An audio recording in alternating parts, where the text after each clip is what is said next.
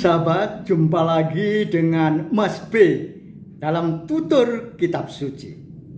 Acara yang sedikit mencari, sedikit mencoba mengenali isi kitab suci dan seluk-beluk tentang kitab suci. Kali ini saya akan mencoba membuka kitab Kejadian bab 1, bab 2, dan bab 3 dengan judul Ular dapat bicara. Sahabat, jika orang membacanya dengan pikiran yang terbuka, yang mendasarkan pada logika sebab akibat, maka akan ditemui beberapa something wrong di dalam kitab Kejadian. Di dalam kitab Kejadian bab 1 diceritakan penciptaan alam semesta dan manusia itu di dalam 6 hari berturut-turut. Pada hari ke-7 dinyatakan sudah selesai sempurna. Allah melihat segala yang dijadikannya itu sungguh sangat baik. Itu ada di dalam kitab Kejadian bab 1 ayat 31. Semestinya kitab yang menceritakan kejadian alam semesta dan manusia selesai di sini. Namun kenyataannya masih diceritakan manusia yang dicipta dari debu tanah pada bab yang kedua.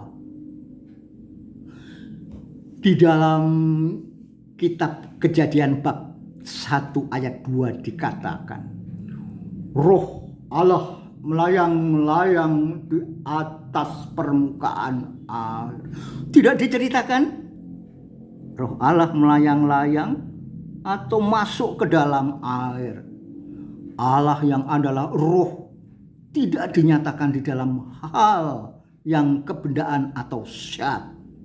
Sementara di dalam kitab Kejadian bab yang kedua diceritakan manusia dibentuk dari tanah liat atau debu tanah dan roh Allah menghembusinya. Berarti ada logika yang something wrong.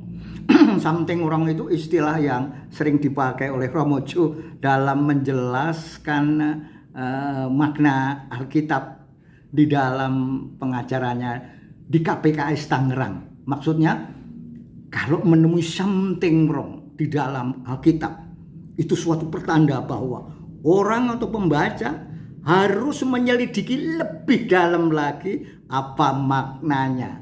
Kenapa kok terjadi something wrong? Sesuatu yang keliru, seperti salah, tapi tidak. Sahabat, sebelum saya membaca di bagian bab kedua, saya akan lompat sedikit di bab 3 ayat 1. Ada something wrong di sini. Dikatakan, ular adalah binatang yang paling cerdik di antara segala binatang liar di darat yang dijadikan oleh Tuhan Allah. Ular itu berkata kepada perempuan itu, ular yang cerdik, yes. Tuhan Yesus pun mengajarkan kepada para murid untuk cerdik seperti ular.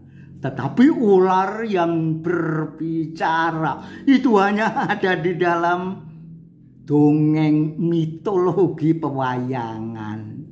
Di alam nyata tidak didapati ular yang bisa bicara.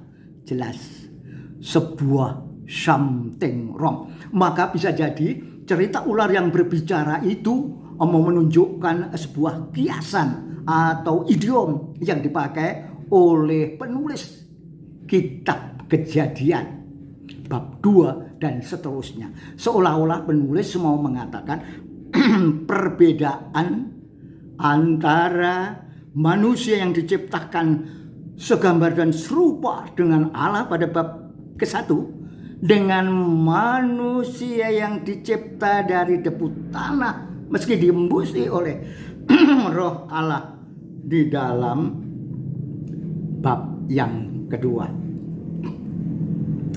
Tetapi ada uap air naik ke atas dari bumi dan membasahi seluruh permukaan bumi itu.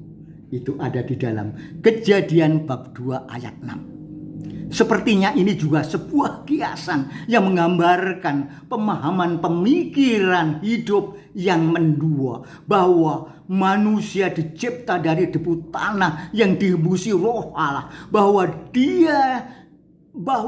ada campuran antara roh dan hal yang kebendahan, bahwa dari pemahaman hidup campuran ini manusia akhirnya jatuh dalam dosa dan mati.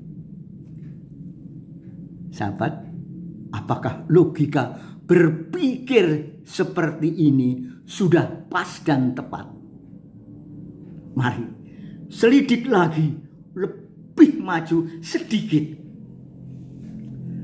Sahabat, ternyata Allah tidak bisa berhenti mengasihi manusia. Ya, maksudnya Allah tidak bisa berhenti mengasihi manusia yang seolah-olah beridentitas campuran itu, seperti diceritakan dalam kitab Kejadian bab 2. Buktinya ada dalam peristiwa inkarnasi. Allah yang adalah roh menjadi manusia Yesus Kristus. Tuhan Yesus Kristus yang adalah Allah Putra menjadi manusia sama seperti kemanusiawian Adam. Hanya Tuhan Yesus tidak berdosa. Tujuan inkarnasi ini adalah untuk menyelamatkan manusia dan menebus dosa manusia, serta menunjukkan jalan bagaimana keturunan Adam semestinya hidup. Sahabat, sepertinya ini sebuah ide yang tampak tidak membumi. Namun sahabat, kebenaran Kristus itu memang sering berbeda dengan kenyataan logika panca indera yang insani. Sampai di sini dulu sahabat. Sampai jumpa. Salam.